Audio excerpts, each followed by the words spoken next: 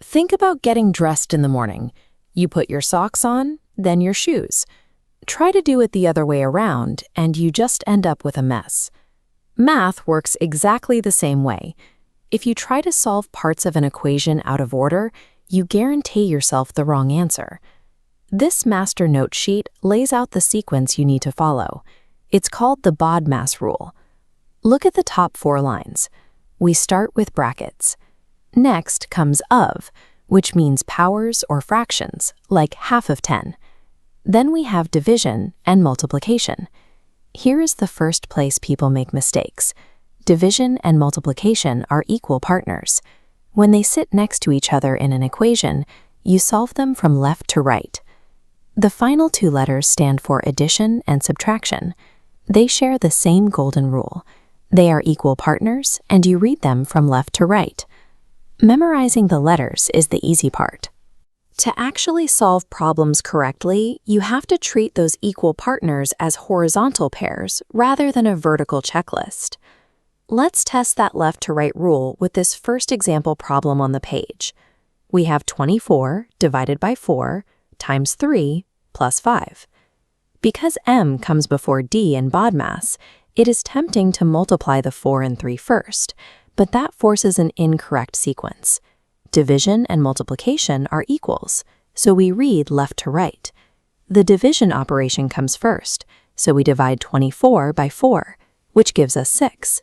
That updates our equation to 6 times 3 plus 5.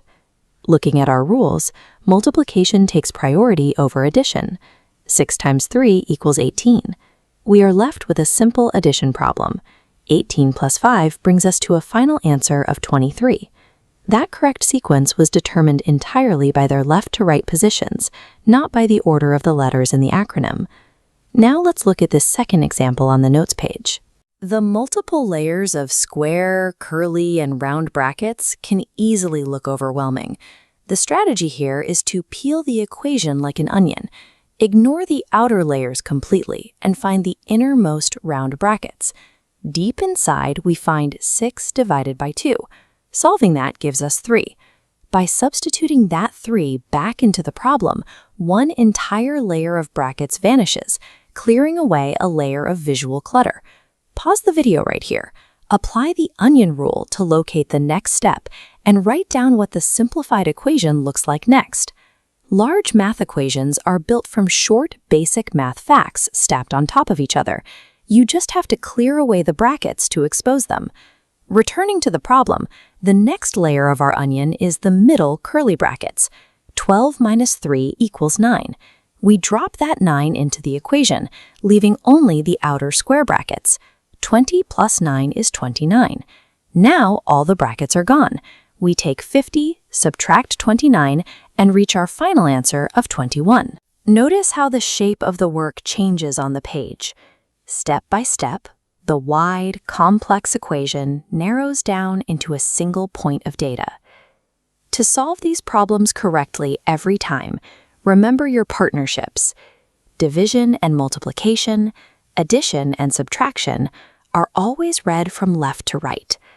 And when you face a wall of brackets, peel them from the inside out. Round, then curly, then square. Take a screenshot of this guide right here. Trusting this specific sequence is the surest way to guarantee your math is accurate.